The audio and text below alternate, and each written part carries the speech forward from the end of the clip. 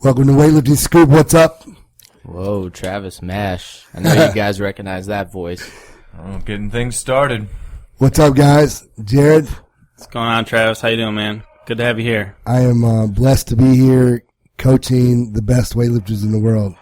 At 41 years old, what other job would a guy want? I don't know. Yeah, it's exciting. So, as most of you guys know from Facebook already, Travis Mash has been hired as a third coach. So now we have Glenn Pinlay, Don McCauley, and Travis Mash. I would say that's an all-star coaching cast. Well, you know what just made this better is what Travis is eating right now. He is eating a dry cereal, Lucky Charms. Lucky Charms. And when I walked in, you were eating a Cinnabon or something. Oh, yeah. Way to post-competition meals. Post-compaleo, yeah. There you go. I mean, evidently we need to work on this nutrition thing. Right? Well, see, I think I'm going to blame it on you.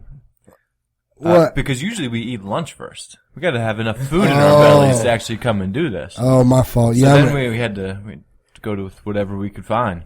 Well, I had my daughter with me, so I forced you guys to go a little early. My fault. I had to eat Eat that, Lucky that Charms big and Texas Cinnabon. Absolutely. Yep. They So- look pretty good. Oh, it wasn't. I mean, it tasted wonderful, but it wasn't enough. There's still some in your beard, so you got that for later. Yeah. Yeah. So Jared, I'm curious, like, do you, in North Carolina, so where do you live, South Carolina or North Carolina? I just signed a lease in North Carolina. So what do you think about this part of the world? I mean, I think it's nice. My grandparents live in Raleigh, so I came down here a lot as a kid. I think it's real pretty. I like that there's seasons down here. I grew up in New York, so I was used to, the change in leaves in the fall and things, and that's something I look forward to. Again, I really like the landscape out here. After living in Louisiana where it's hot as hell year-round and no change in seasons and just humid, it's nice to get back out this way again. Yeah, I gotta ask though, did you ever go to Mardi Gras?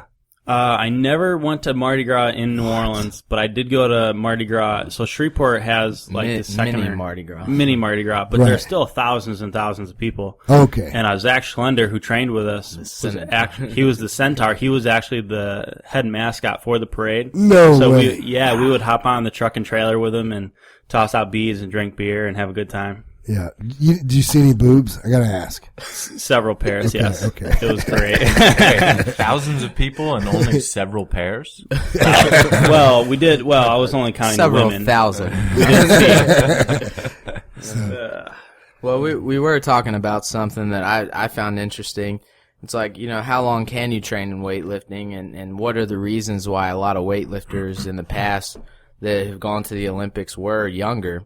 And, I mean, is it because older weightlifters can't train when they're older, or is it because, culturally it wasn't possible to continue weightlifting into your older years? So something to think about. And Yeah. I mean, a friend of mine, Lauren Seagraves, actually did a study when it pertains to weightlifting and sprinters. And he said that, a long time ago, based on observation, people thought that weightlifters and sprinters, which are, very similar in nature as far as explosiveness, that they would age out early, and that at around mid-20s that their career was over. But really what they found out is it was just simply that they, had to go get a job, man. I mean, like, you got to support your family. I mean, James, you got a kid on the way. And Travis, someday you're going to want to get married and have children. And so, like, as you got older, there was no way to support yourself. And so, but now, thanks to, Muscle Driver and CrossFit and all the different things that are going on in the world today, you guys can actually make some money. Thank God. Well, I've actually got a sugar mama, just to be clear. Right. I mean, that's kind of interesting too. I mean, because there are some older weightlifters out there that are still throwing up some big weights. I know most of them tend to be supers, but I think that's partially due to the fact that supers peak a little bit later. But it'll be interesting to see how the change in supporting weightlifters will have the older athletes stick around for longer. a lot of other countries too, they were a lot of successful countries were kind of centralized when it came to Olympic sports and weightlifting. So you look at Soviet Russia, or you look at Bulgaria back in the day. So if you had two weightlifters that were roughly even, and one of them is 20 years old and one of them's 30, you're usually just going to pick the lifter who's 20 years old and start developing them. So it's not necessarily that the 30-year-old wasn't as good or better than the 20-year-old. It's just it was centralized, and there wasn't qualifying procedures. There was a coach that said, I want to take this athlete. Right. You know, a good example of someone who can, is actually doing well, Greg Everett. I mean, he's 36 and, coaches his own team and runs his own business. And that dude still seems to, be getting better. Like he PR'd, at the Nationals was his PR total. So. Yeah. What did he end up doing? I know he did like 37 and, I thought he hit 40 on the snatch. 40? Yeah. And, like 170 on the clean and jerk, 170 something clean and jerk. I mean, you know, for a dude who works full time, I mean, that's not bad. Yeah, and I mean Chad Vaughn is I don't know how old he is now, but he's definitely 32 or older. Maybe even 34 is what I heard. So 83. Whatever that puts him. 83 birthday. Okay, so that's 31 or 32. 31, yeah, okay, he's exactly 10 years younger than me. So I'm speaking out of line here, but he is over 30 and he's continuing to do well. You know, and I expect him to come to the next meet and put up, you know, close to what he's ever done. And so I think you can definitely train later. And it's interesting because I always viewed weightlifting as something, as a sacrifice, where I would train for weightlifting until 2016 and I would work my minimum wage job, sacrifice it. It's what I love to do. You know, this is the only time I have to do it. And I was just going to do that. And then as soon as it was over, 2016 was over, I planned on moving on, getting a full-time job, and basically forgetting about weightlifting. And my plan had started, you know, 10 years ago, so that was before CrossFit was big. And now I'm like... I don't think even CrossFit was around 10 years ago. Yeah, I mean, CrossFit, it was an idea in somebody's head. Yeah. Right. Was that when, that's when it came to be 2007? I think so. Somewhere around there, 2006 and 7. Yeah. So, but nowadays it's like, you know what? Like, why stop training? You know, you can make a living doing this, even if it's not as much money as you can make doing something else. You can make a living and you wake up every day happy, and I think that's the most important thing. Totally agree with you. I mean, you guys, as long as you're a little creative, there's lots of avenues now for you, to make money. You know, whether it be on the internet or whether it be doing, once a month a seminar. I mean, so a lot more opportunities that you guys have that we didn't when I was your age trying to do this thing. So, I mean, I would have loved to have had this. And now both of you guys having a powerlifting background, I've heard rumors that you hit your peak in the powerlifting movements at, quite a bit older than in what is traditionally seen in Olympic lifting. Right. Well, I think here's what happens is that I think it has more to do with the fact that we can work a job and do powerlifting. Like powerlifting, you can work out 4 times a week and be just fine. I mean, really, that's all I trained 4 days a week and was able to be a world champion and still work a job. And I think it had more to do with that because I was like 33 years old and I made a short comeback in weightlifting, and in no time I could clean and jerk over 400 pounds, and I was snatching in the threes, like within maybe a month of coming out of retirement. So that was 33. So I felt like I could continue to improve, but then I broke my neck and that slowed that down. So, but I think you guys could progress, mid 30s easily is my thoughts. Mm-hmm. Well, and I had to step out for a couple of minutes, but when you say mid 30s, there's a guy, I believe his name is George. He's from Canada, and he's in his he's 38. He's 38, and he's been to several world championships, and he was ranked number 1 in Canada. And if they'd have gotten the spot, he would have been the one to go to the Olympics. And at 38 as a super heavyweight, he was clean and jerking. Around 500 pounds, 227 kilos. Wow. Yeah, he just won the Commonwealth Games actually, really? Last week. And he clean and jerked 229. Yeah, so over 500 pounds. 38 years old.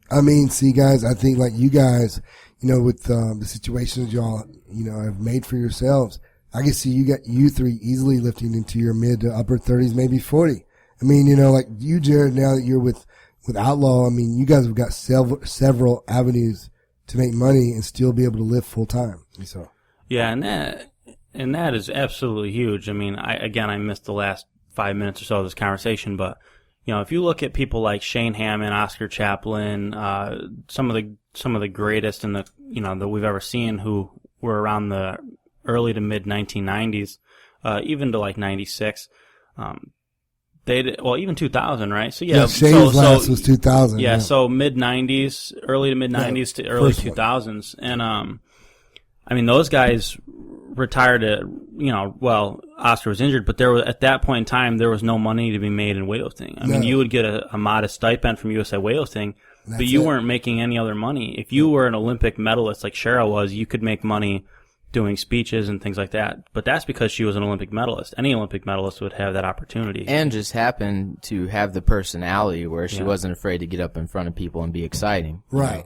Exactly. There was nothing, like around 1996, the stipends, though were a little bit better, but still, the amount of money they made was, they really had to be creative, and like all of them had jobs. I know Wes Barnett, the way I got into weightlifting, he coached me, like he would coach part-time. Thank God he did. I wouldn't have had a coach, but, he would coach part-time while he was still lifting full-time. And so they had to find creative ways to make money, and Pete Kelly, that dude ran a vending company. He had little bitty vending machines. Dude made bank though from them. You wouldn't believe how much money he made from like little bubblegum machines. Yeah. Nice. Yeah, it was crazy. Well, what's crazy is that you'd have to be that creative to make money as a weightlifter. Now it's pretty simple. With CrossFit, thank God that CrossFit's come around and has incorporated weightlifting so much. No doubt. If you're a good you don't even have to be a great weightlifter, but if you're a good weightlifter and you understand the movements, you're already ahead of the game and you can get a job coaching weightlifting pretty easily now. No doubt. You even got opportunities online to help people coach. Yeah. You can sit in your underwear on your couch and help people, give a service and make money, Now everybody knows your secrets. You're coaching. I could see Tom Soroka doing that. Wow. Wearing his neon tights. But yeah, like I said, a lot of those countries that are traditionally dominant in weightlifting, they have a formula and they've stuck to it, and they kind of phase weightlifters out as they approach their high 20s. And it's not because those weightlifters all of a sudden suck. It's just because the coach chooses who they want, and they start moving on to the next generation. Whereas, here the qualifying procedures are different. We don't have a national coach that chooses the team. Thank God. A lot of people train on their own. And then we go to meets, and whoever places the highest in the rankings gets chosen. So, it's a fair qualifying procedure. And so going into your upper 20s, early 30s, you can still make the team. If you make the total, you're on the team. You don't just not get chosen because you're old. Well, Shane, I just did the math. Like when his second Olympics in 2004, he was 32. Mm-hmm. So, and he was still killing it, hitting all-time numbers. And so, that's a great example. Of course, he started a little bit late. He started like maybe a year or two before I did. And, but that strength, I'm sure, helped. 1,008 pound squat helped it a lot, so. I'm sure that did nothing for his weightlifting. Yeah, no, he must have done CrossFit first. Doesn't matter how much you can squat. No. If you can't pull that bar up and get it onto your chest, really throw the hips forward underneath it. Yeah. It doesn't matter. Is this a joke right now? I'm new, so I'm like. Wait a second. Yeah. James was being facetious, I guess. Yeah. Right. He's hard to read sometimes because sometimes he is serious. Yeah. I know. Like his expressions don't change, He can hide behind his beard, and you're like. Yeah. So, but, I'm just curious, like you guys, like, what are your plans? How long do you guys plan on competing and training? I've been training since I was 14 and powerlifting. I had a big group of people that I would train with, and that's just what we did. We didn't have a problem being motivated to go train because that's just what we did. We went there, we went to training. We were there every time. We never really missed. It wasn't because we had like excellent discipline or anything like that. It's just kind of what we did. We went to the gym and we trained, and I think I kind of took that mentality through college, and it was a little bit harder at times, especially when I was training alone, but I always just kind of, all right, time to go train. It wasn't like, oh man, I got to find the motivation to get up and go train. It was like, okay, it's Wednesday at 5 o'clock, time to go train. And I really think I'll probably just keep taking that same mentality until I get older. Of course, my training goals are going to have to change with a changing body as you get older. You have to adjust things, but I don't see not training being part of it. And I'm assuming my competitive nature won't go away either, so I'll still want to compete. But I would definitely want to compete into the Masters competitions. So that would be well past 2020. Well, what's that? 6 years? Yeah. Yeah, I mean, yeah, no doubt. And so, like, you think about 2 more Olympics is what you're thinking? Well, there's 16 and 20, which I see no reason why I wouldn't even be here at Muscle Driver training through those 2 Olympics. And then after that, I mean, who knows? Depends on different situations. I'll probably still train full-time, just a matter of 9 times a week. Maybe not when I'm... Right. Yeah. Right. What about you, Jared? You're the youngest. Yeah, I mean, I've been weightlifting since I was 10 years old, It's become a lifestyle for me. It's been one of the few things in my life that has been consistent for the better part of my life. I mean, that's something very similar to what James said. I mean, it's something I'm going to do for the rest of my life. It's what I've always done. It's what I know. As far as being competitive, 2016, 2020 are pretty much guarantees as long as I'm healthy. And then 2024, I've done the math before, I would be either 31 or 32.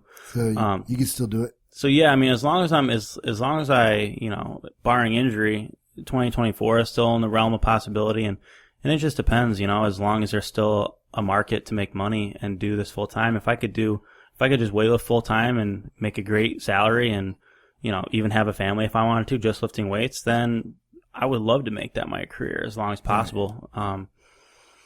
Not too many 3-time Olympians out there. I think that's a great goal to shoot for. Yeah. So. Well, we've got, there's not many at all. I mean, Tommy Kono was 3-time. Maybe Fred Lowe. Yeah, I mean, you have to go back when we got full teams. Right. Yeah. And stuff like that. But in the modern age, there's no one. In the modern age, even... A lot of 2 times, but not many 3. Yeah, in the modern era, I mean, Oscar had the best chance, but he got hurt, leading up to 2008. And then Chad had a chance leading up to 2012, and he got hurt. So there's a couple people who had a chance.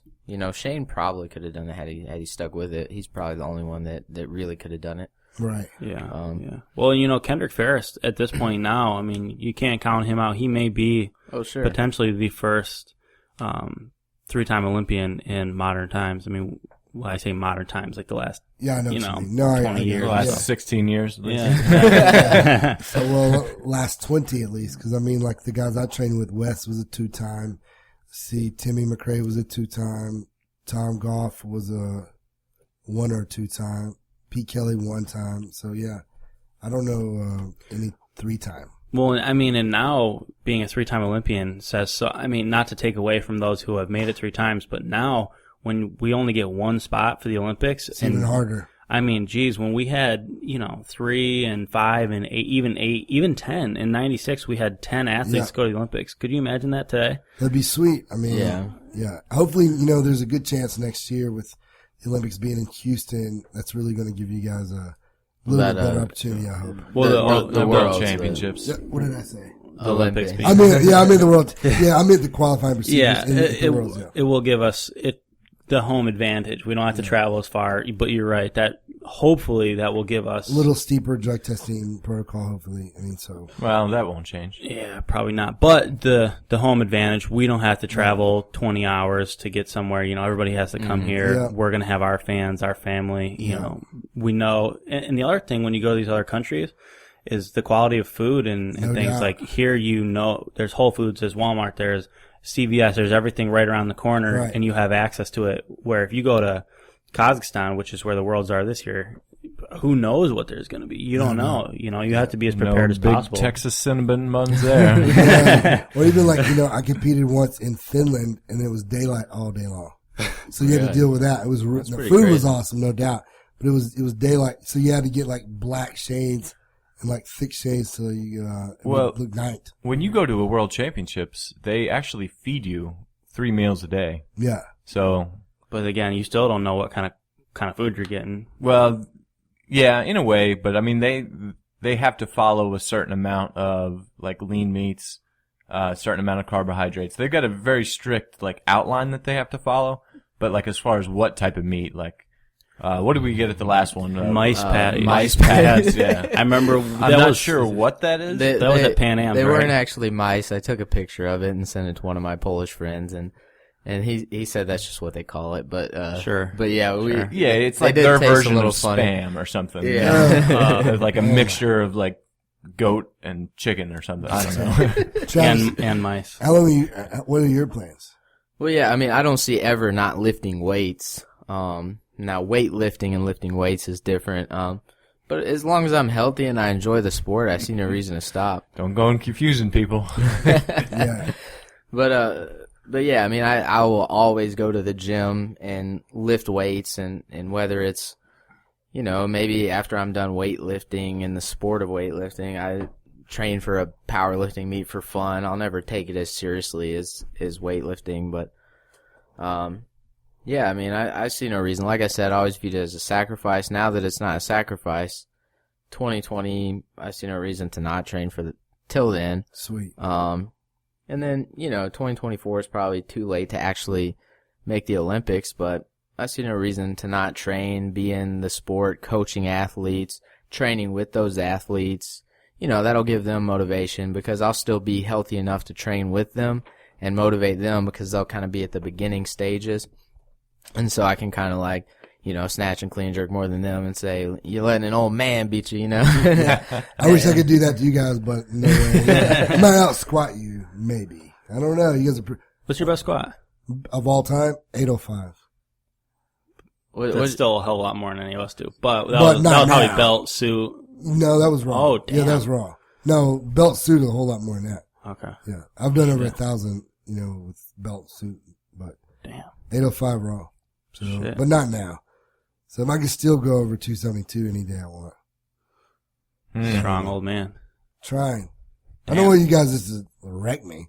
I refuse to be that. I don't want to be one of those old coaches. I don't want to be old and crippled now. No. Plus I got a young wife. I mean, I got to stay. Yeah, you gotta stay limber. Yeah, man. Yeah. Vibrant. Well, this kind of brings us to another topic that we were talking about on, like the importance of GPP in weightlifting and what do we actually consider GPP. So coming from a powerlifting background, both James and Trav, there's a lot of variety in powerlifting. In order to increase your squat, you're going to do a lot of different exercises. Maybe you guys can expand on that. I mean, you can go first, James. Yeah, I guess in my training, I had a lot more variety. And, you know, when I started training again when I was 14, and the majority of us that were training together, we both did powerlifting and we wrestled. And then the nature of wrestling, too, is to be able to be prepared for multiple different angles. So your training variety is a little bit more diverse in that aspect, too. But we had a lot of like different type of back work. Like we would do reverse hypers, back extensions, suitcase deadlifts. What else we got? We would do round back extensions, straight back extensions. And really I could just go on and on with all the different variations. Did you guys do West Side? It sounds like you guys did a lot of West Side barbell, but. Yeah, you know, we kind of followed that template where it was like, you know, speed, max effort, or conjugate max effort.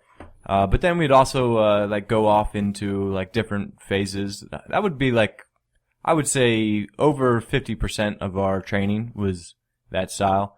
And then the other 50% we'd go into do some like 5% solutions.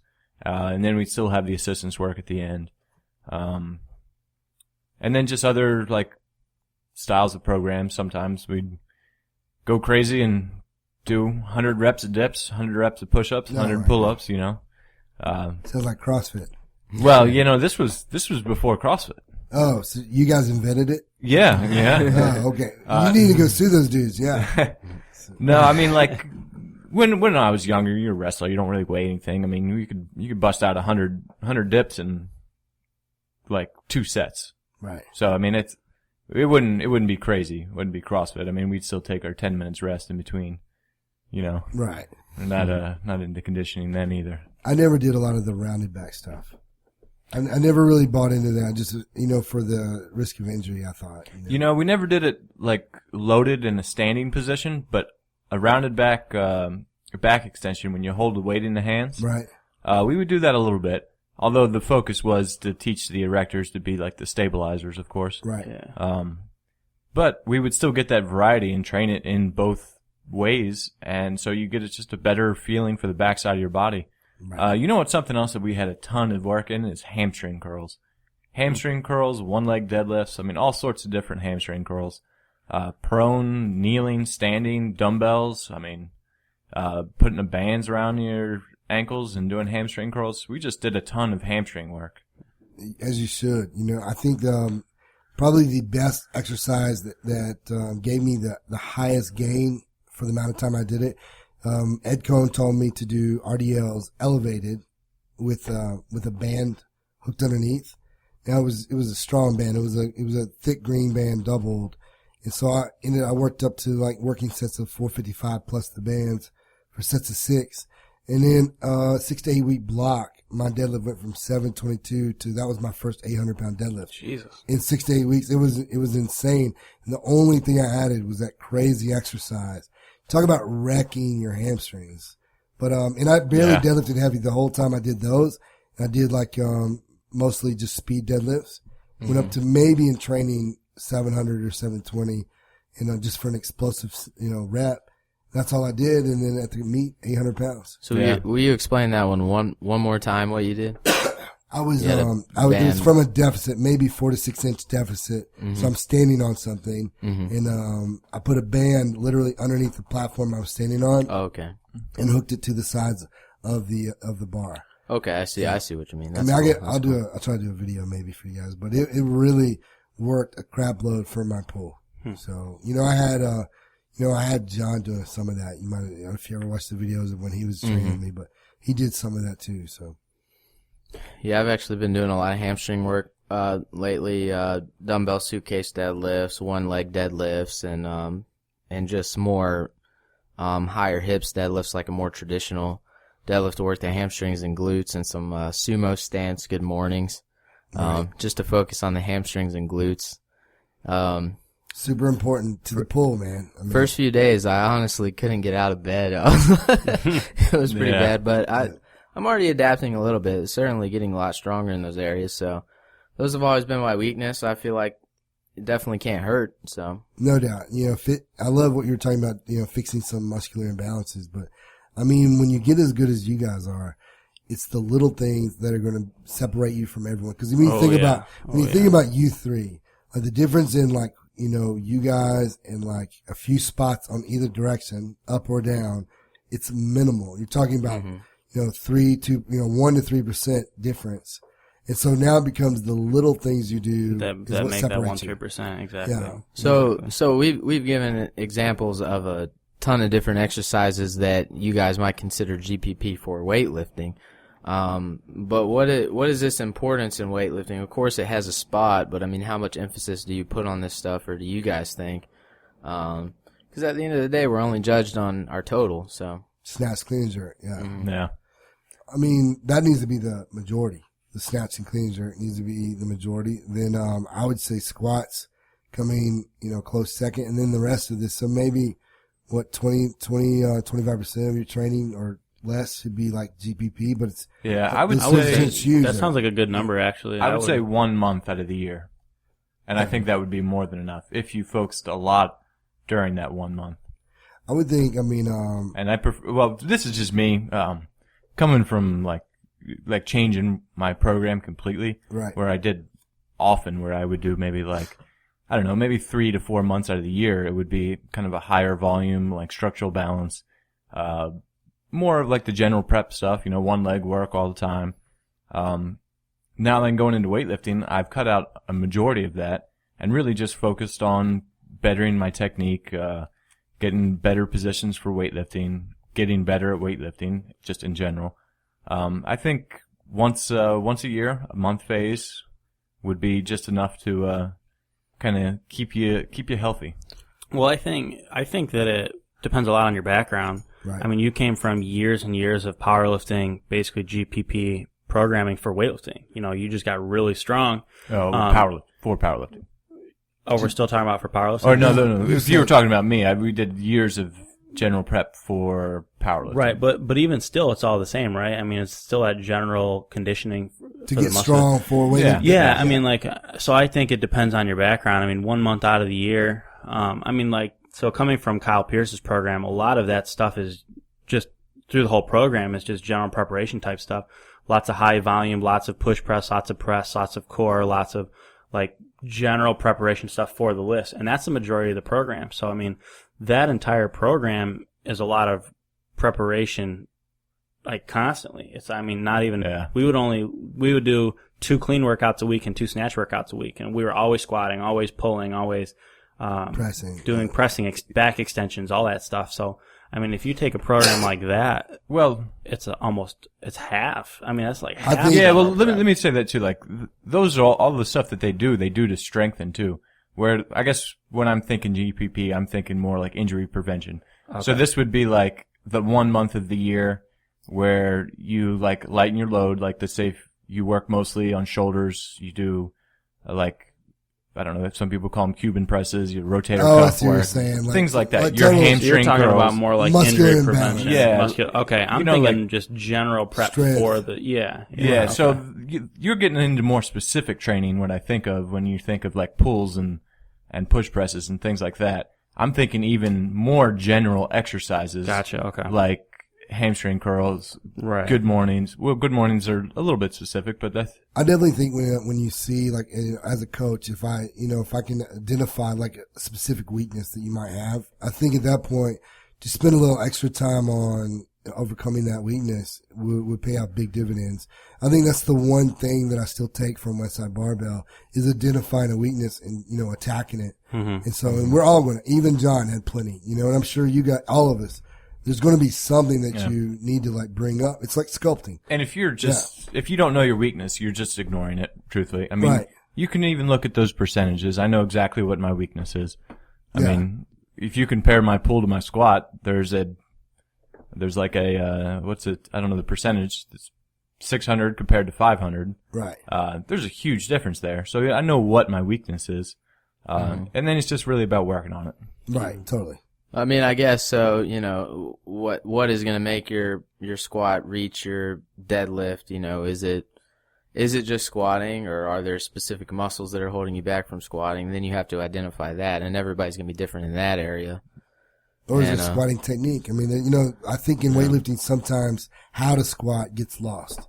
It's like you just mindlessly squat. And there are ways you can squat more weight. I mean, obviously, powerlifting has proven that. And so, but with weightlifters, sometimes they just go and they just squat and they get it, get through it.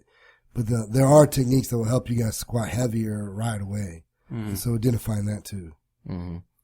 But, so even online, there's been a lot of threads about GPP and stuff, and people disagree about what GPP is. So I thought it was interesting, when Jared's, in his mind, GPP was this, and then in James's mind, GPP is this. Some people view GPP as getting on the treadmill and taking a walk, or doing some cardio. What is the definition? I just think general physical preparedness. I'm thinking, I'm thinking one's ability to perform more work than the day before. I mean, that was why I was thinking, like, again, Kyle's program, and I think of that as a lot of the basis of that being a strength and conditioning program. It does look at, Yeah, so I think of GPP when I think of that program itself, just because it's so much volume and so much work on accessories, and strengthening all the muscles required for the snatch and clean jerk. That's why I think of the emphasis of that program being GPP, whereas James's idea of GPP is basically injury prevention, which,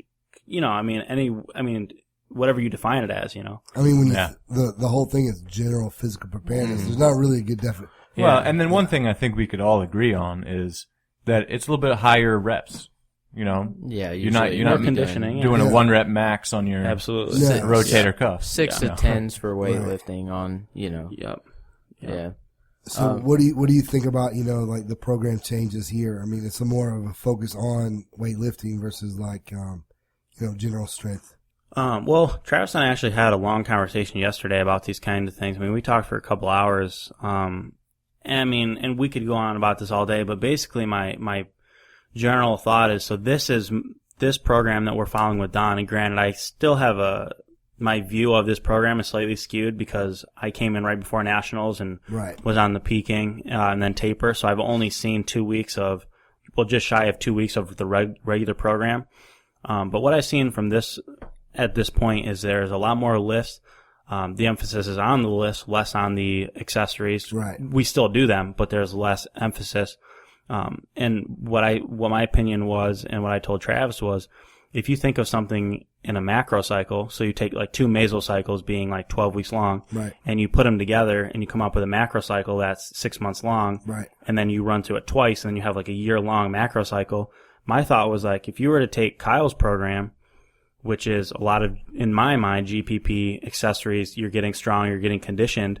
And if you look at any periodized program, the beginning of like a macro cycle is general preparation, higher volume, lower intensity, less specific, just getting in shape. And then the second half of that macro cycle is higher intensity, lower volume, your technique is improving, and you're getting more specific for the competition. Right. So in my mind, Kyle's program is a great general preparation cycle. And then if you throw something in like Don's program, you're going to get better at the lifts because you're doing them more frequently. You're going to get higher intensities more regularly.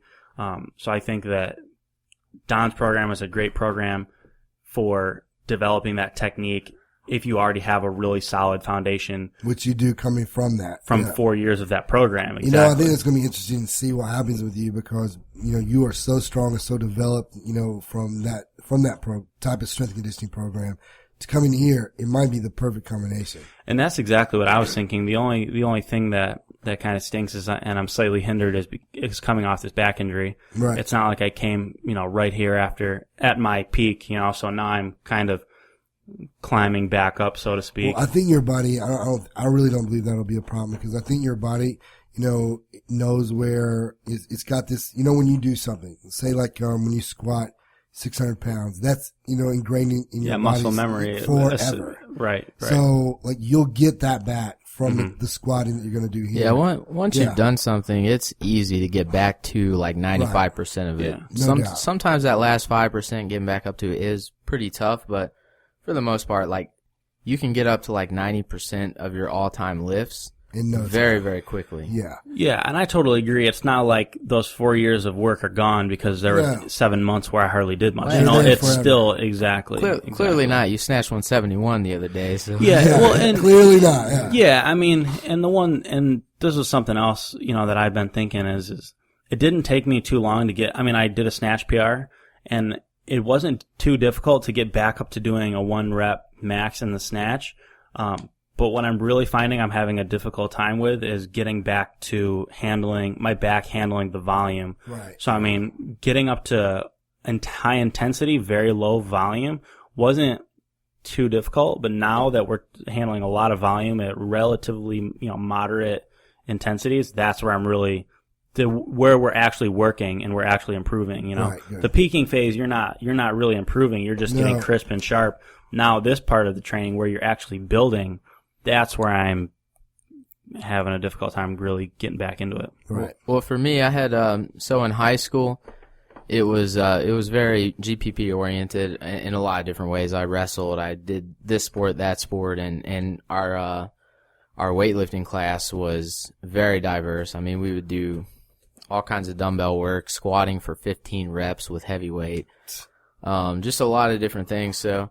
But then after that, I kind of, you know, I got into the sport of weightlifting and there hasn't been that much GPP. And, I think, you know, James, you're now 3 years strict on weightlifting, 2.5 years strict on weightlifting only. You know, I started when I was 21, so it's actually 4 years now. Okay. We're kind of sneaking up there.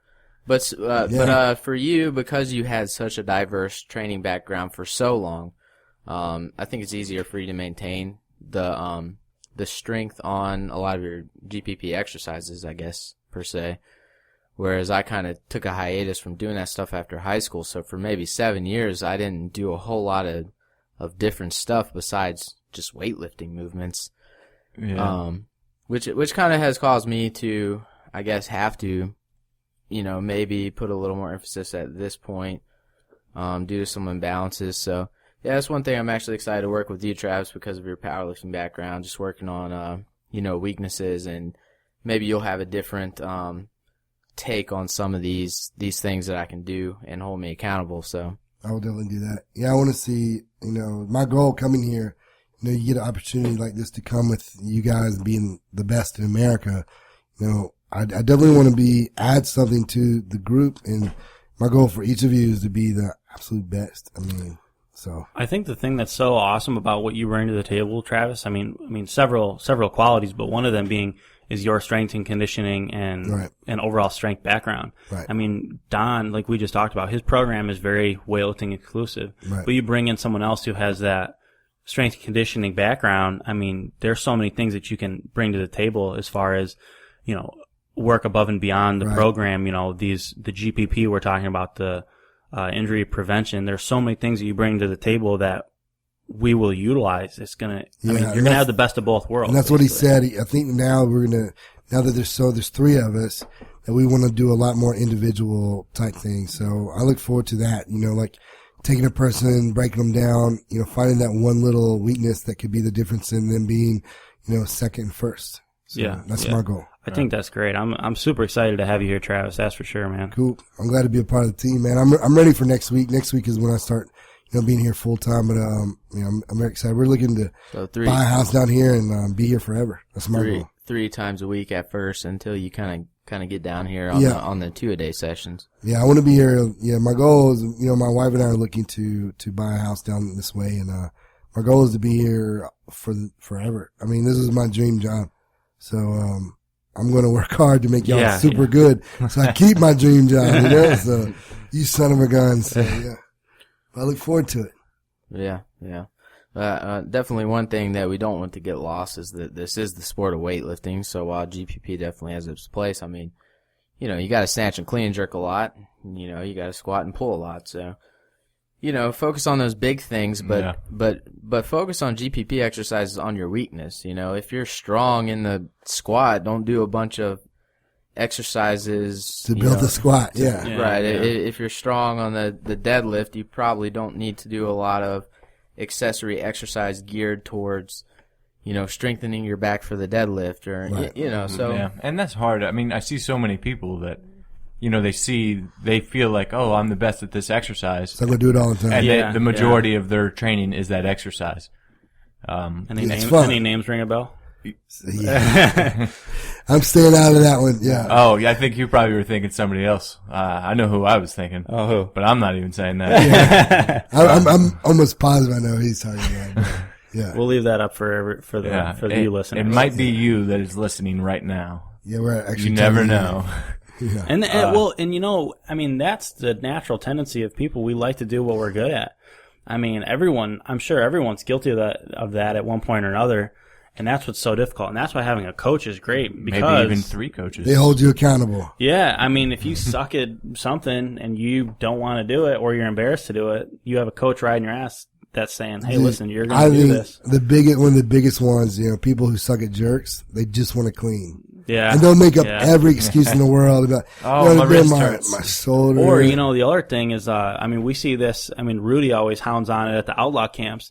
A lot of people don't like to do a full clean. They like to power clean because they can't get it. So they'll power clean. Yeah. But if you never do the full clean, you're not going to improve. You're never going to get good. Exactly. You should tell yourself you're not allowed to do power clean. There you go. And this is a great reason why, I always teach full cleans first. I don't teach, I know a lot of people, I'm not saying it can't work. So for all you coaches that are yelling at me, I'm not saying that. But personally, I choose to teach the full clean first. I don't teach a power clean because power clean is easy to get. People feel confident with it. And then you're saying, all right, now I want to teach you full cleans. It becomes so hard. Same thing with power snatch. I just teach full right out of the gate. Now, since you've come on board, I was talking with a couple people a couple months ago, and I thought it was interesting that you came on board after this conversation. But now when I coach a weightlifting team, I kind of view weightlifting as eventually becoming, I guess, different. I think you're eventually going to have your Olympic weightlifting coach, your strength coach, your mobility coach, and your nutritionist. That would be a perfect world. And so I kind of see that happening here, in a way, and that's exciting. So I think, we have our Olympic weightlifting coaches, and all of you guys are really good at Olympic weightlifting because that's what we do. Right. And then, you have a strength background. Glenn was a power lifter, and he has a strength background, and everybody kind of has a different take on things. So yeah, I mean, if you look at a football team, I mean, that's kind of how they are. I mean, of course, Right. I never played football. I'm not into that. I'll just go wrestling. That's much better. I'm thing. curious too where I'll fit in. Right now I just want to learn, from Don and Glenn, of course. But I'm curious, I don't want to I don't know what they'll have me do exactly. But obviously, strength and strength conditioning, I've got that.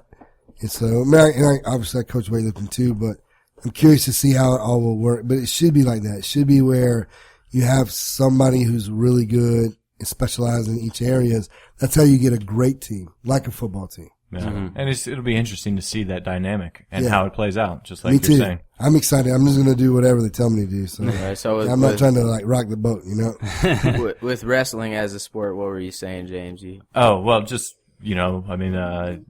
wrestling, just like the differences. You got your technique coach and then you got the strength coach. Takedown. Yeah. Conditioning coach who makes you run sprints all day. Kills you. Yeah. Well, and then of course, wouldn't leave this out. Maybe we'll get a sports psychologist on in here sometime. I think that would be huge. Yeah. If you got the Kenny Powers type attitude where it's just like, I've been watching Eastbound and Down, so I'm all about it. Kind of shut off to sports psychologists, and sometimes they can help out more than you think. And Shoot, this sport is nothing but mental, man. We all know that. I mean, one day you can snatch 171, the next day you can't. You can. It's like that one day your mind was like awake and alert. And how do you do that all the time? Yeah. Well, I actually I went and saw a sports psychologist for a couple sessions back home in New York before I came down. Just to give her a plug, her name was Christy Waters in Elmira, New York. But both my girlfriend's a wrestler at the Olympic Training Center, national champion, world team member as well. And we went together, and we thought it was great.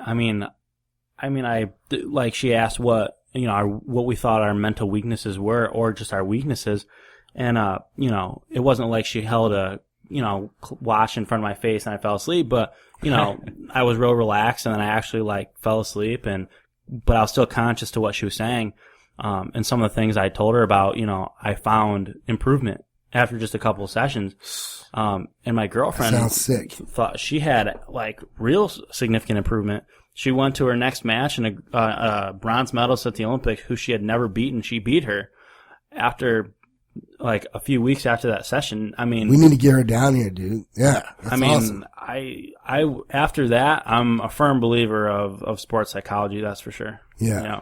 I mean, that's a great point. Yeah. So, I think I took a sports psychology class in college, and they talked about all the different techniques that sports psychologists will use. They weren't actually teaching us to be sports psychologists, but it was kind of neat. And I think one of the biggest things that I got helped with was he kind of treated us like patients to kind of give us the experience of what you would have as a sports psychologist. And one of his things was goal setting, and I got a lot out of the goal setting thing. And that's right when I was starting weightlifting, and I was like, oh yeah, I'd like to do this. So when I was in that class is actually when I started setting goals for weightlifting, when I'd been doing weightlifting for just a couple months or something. Once I found out that I really enjoyed it, and I said, find a coach, go to nationals, and then eventually get on a national team. there you are. And then it was kind of neat because then it gets you in the steps. They teach you how to break your goals down, how to do things to make it achievable. So it's really a lot more valuable than you think. There's the short-term things that they can help you with there too, but then there's also the long-term things. And I'm sure that depends on each individual sports psychologist, but either way, they're definitely a very valuable asset to a team. No doubt. Like I said, I think it's becoming a master of the mundane. It's whoever does that is who ends up making it. That's the guy who goes to the Olympics. All those little things you talked about that make 1% to 0.5%. You add sports psychology and these little GPP things at the end of your workout, working on weaknesses. You add 2 or 3%. I mean, really, and that's something Travis and I talked about the other day too. Based on the ranking system that they choose for the Olympics, 1 to 3% will make the difference between making it or not. No doubt, dude. It's a game of inches, no doubt. Those little things make the difference in the end. Yep. So what can I do to get like 10%? Grow your beard more. ZZ Top beard. Go to a different country and do other stuff. I caught my beard again on a push press of all things. On a push press? Yeah, when I was lowering the push press down. You're doing it in front. Okay. Yeah. You should braid it. Have you ever thought of it? You look like a pirate. Shane Hammond braided his. Yeah, no, it looks sick. Yeah. It looks sweet. You know what? I might. I've got a little hairband that I put on every once in a while when it gets long enough to get caught on the clean. And I'll use that, but I've never braided it. You need to braid it. I think like just the way that my beard is shaped is, it has to be like 3 braids. It can't just be 1. So I think I'd look a little bit more like that, the pirate off of that Caribbean movie, Pirates of the Caribbean.